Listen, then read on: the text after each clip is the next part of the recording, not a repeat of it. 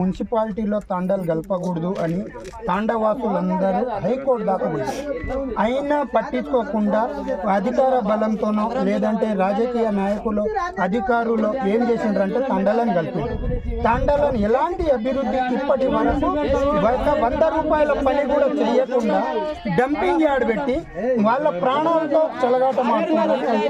దీని మీద అంటే ఇప్పుడు అది మున్సిపాలిటీ కలిపేది మన పరిధిలో కాదు. అది ఆల్రెడీ గవర్నమెంట్ డిసిషన్ తీసుకున్నది ముందే కలిపింది. ఇప్పుడు మనం ఏమంటే అక్కడైతే చెత్త ఏదైతే వేసిరో దాన్ని ఒక గుంత తీసి వేయవలసి ఉంటుంది. కానీ ఆడ చెత్త వేయడం వల్ల కుక్కల బెడదలు ఎక్కువ అయ్యి ఈ నుంచి కొత్తూరు పోయే రోడ్డు పోయి నడిచే వ్యక్తులు కూడా భయపం ప్రాంతాలకు గురి అవుతుండ్రు, ప్రాణాలు పోయే పరిస్థితులు ఉన్నాయని అంటున్నారు. వాళ్ళకు ఈ కుక్కల బెడద ఉంది. ఇంకొకటి పొగ కనిపిస్తుంది కదా సార్ మీకు, ఆ పొగ రాత్రి పూట పండుకున్నప్పుడు ఇండ్లలో ఆ పిల్లలకు రోగానికి గురవుతుండ్రు. మాకు ఈ డంపింగ్ యార్డ్ వద్దు అంటుండ్రు. ఇంకా డంపింగ్ యార్డ్ వద్దంటే నా పరిధి కూడా కాదు. ఇప్పుడు మేమేమన్నంటే ఇప్పుడు ఇంతకుముందు ఏ గారితో మాట్లాడినాను, అవి మొత్తం చెత్త ఎక్కడైతే ఉందో దాన్ని గంటల్లో దీపి అని మొత్తం చేస్తున్నాడు.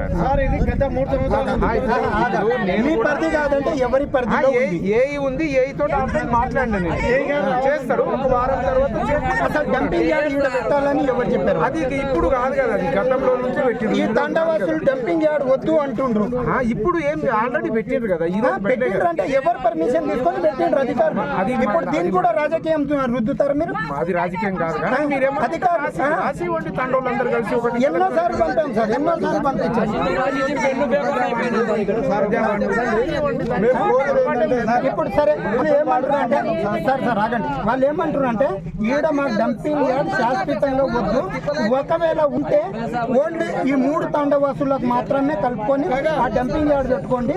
మా 3 తాండాల సమస్యలు చెత్తలు ఎంత ఉన్నా కొంచెం ఉంటుంది కాబట్టి మాకు కుప్పడం బెడద పోతుంది, ఈ దుర్వాసన పోతుంది, మాకు ఈ మున్సిపాలిటీ ఈ చెత్తనే వద్దు అంటుంది.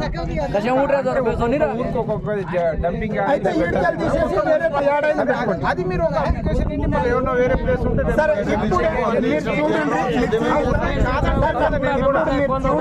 కళ్ళతో చూడండి. ఇప్పుడు మీ సమక్షంలోనే వచ్చి అందరు ఈడ ఎంతమంది ఉన్నారో అంతమంది అందరు కలిసి వచ్చి మీకు కాంప్లైంట్ ఇస్తారు. సరే పోదాం పండి. అయితే కాంప్లైంట్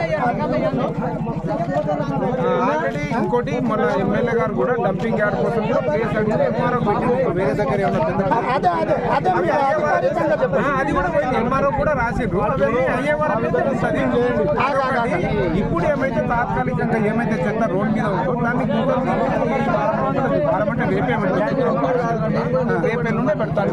శాశ్వతంగా పరిష్కారం ఎన్ని నెలలు చూస్తాం? శాశ్వత పరిష్కారం మనం మనకు ఫర్దర్ అలాట్ అయితే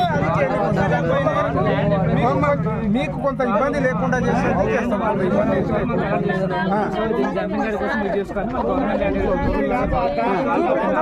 మున్సిపాలిటీ కాకముందు ఇంత చెత్త రాకపోయేది కదా. ఎప్పుడు మున్సిపాలిటీ కాకముందు ఎలా వేసుకున్నారో అలా వేసుకోండి. ఈ తండవాసులకు ఎందుకు ఇబ్బంది పెడుతుంది?